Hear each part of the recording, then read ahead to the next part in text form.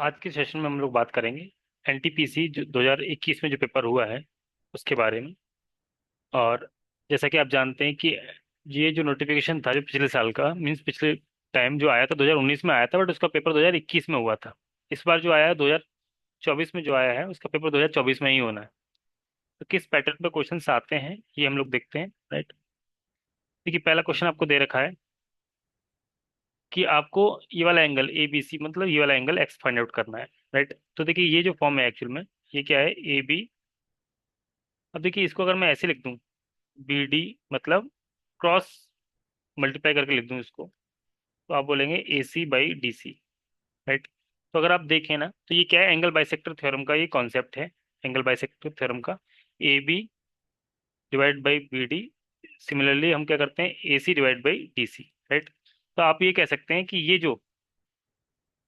क्या है, A D क्या है यहाँ पे, ए डी आपका angle bisector theorem, angle bisector है, एंगल बाइसेक्टर है, राइट।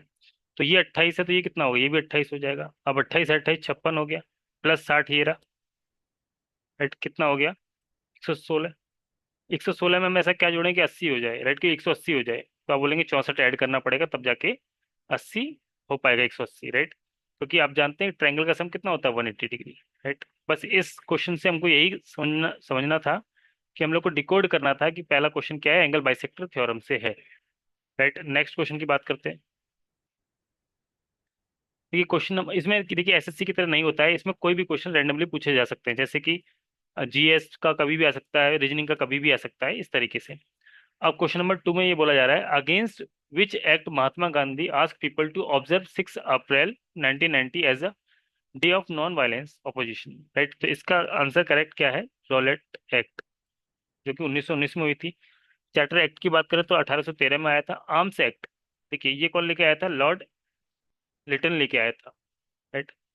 लॉर्ड लिटन, इसमें क्या था मैं लिख देता हूँ और डेट भी लिख देता हूँ, 1878, लॉर्ड लिटन। इसमें क्या था देखिए इस एक्ट में कि तेल और कोई वेपन कैरी करना, राइट, वो रेगुलेट किया गया था, उसको कंट्रोल किया गया था, किसके द्वारा, लॉर्ड लिटन के द्वारा। बट इसमें एक्सेप्शन कुछ था कि जो ब्रिटिश पर्सन है वो रख सकते हैं, या फिर जो यूरोपियन है वो रख सकते हैं, या फिर जो गवर्नमेंट के लिए काम कर रहे हैं वो रख सकते हैं। ऐसा ही वर्नाकुलर प्रेस एक्ट भी कौन लेके आया था, लॉर्ड लिटन लेके आया था, राइट। इसमें क्या था कि कोई भी चीज अगर आप पब्लिश कर रहे हैं तो पहले उसको पुलिस मॉनिटर करेगी, पुलिस उसको देखेगी। बट ये क्या था, देखिए इसमें एक चीज ये थी कि इसमें इंग्लिश को एक्सक्लूड कर दिया गया था। अगर इंग्लिश का कोई न्यूज़पेपर है तो उसको एक्सक्लूड कर दिया गया था, राइट। तो इसमें वैसे सही आंसर क्या है, 1919 में क्या आया था। अच्छा ये कब आया था, तो ये भी 1878 में आया था, जब हमारा सेकेंड एंग्लो मराठा वार चल रहा था, राइट। अब आप बात कर लेते हैं नेक्स्ट क्वेश्चन की, क्वेश्चन नंबर 3 में। देखिए आपको ये सिंप्लीफाई करना है तो पहले हम लोग ब्रैकेट सॉल्व करते हैं, तो ये कितना हो जाएगा, आप बोलेंगे ये 6, राइट। तो हो जाएगा 5 + 2 × 3 डिवाइड बाई 6 इंटू 3। इससे काटेंगे दो, दो से काटेंगे ये, तो कितना आ जाएगा, 5 + 3, ये हो जाएगा 8। यही आपका करेक्ट आंसर भी रहेगा। अगला क्वेश्चन की बात करते हैं, क्वेश्चन नंबर 4। देखिए which of the following function can not be performed by NBFC. देखिए अगर आपको यहाँ पे फुल फॉर्म पता है एनबीएफसी की, तो ये क्वेश्चन आपके लिए बहुत आसान है। देखिए एनबीएफसी का मतलब होता है नॉन बैंकिंग फाइनेंशियल कंपनी। अब यहाँ से आप अंदाजा लगा सकते हैं कि नॉन बैंकिंग फाइनेंशियल कंपनी मतलब जो बैंकिंग का काम नहीं कर सकती, उसको हम नॉन फाइनेंशियल बैंकिंग की बात करते हैं। देखिए इसको मैं एक एग्जांपल समझाता हूँ। देखिए आपने सबने मुथूट फाइनेंस का नाम सुना होगा, राइट। श्रीराम फाइनेंस का नाम सुना होगा। तो उसमें क्या है कि देखिए वो लोन तो दे सकते हैं, वो लोन दे सकते हैं, राइट।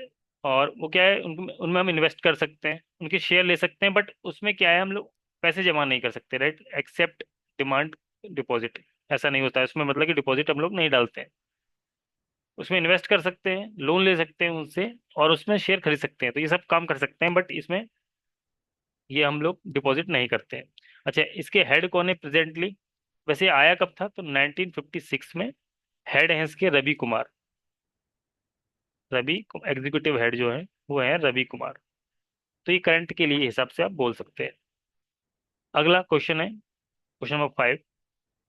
देखिए tan theta is equals to 1 है, तो आपको पता है जब 1 कब होता है, जब थीटा आपका 45 होता है, राइट। तो आपको बस यही पुट करना है। तो यहाँ पे देखिए 2 10, और इसकी बात करें तो 1/√2, एंड टू कॉस की बात करें, कॉस 45 है तो 1/√2। और यहाँ पे कॉस एक है तो रूट टू को इसका करेंगे तो 2 आ जाएगा। तो 2, यहाँ रूट से रूट मल्टीप्लाई करेंगे तो 2 ही आएगा, माइनस का 2, इससे कैंसिल आउट हो जाएगा, 1 बचेगा, तो 1 - 2 कितना हो जाएगा, -1, राइट। तो ये 5 क्वेश्चन थे। अगला जो वीडियो आएगा वो भी 5 5 क्वेश्चन के सेट में चलते रहेंगे, ताकि आपको ये ना लगे कि वीडियो काफी लंबी है। और इसके साथ हम सारा जीएस रिंग और रीजनिंग और मैथ्स इसमें इंक्लूड करते रहेंगे।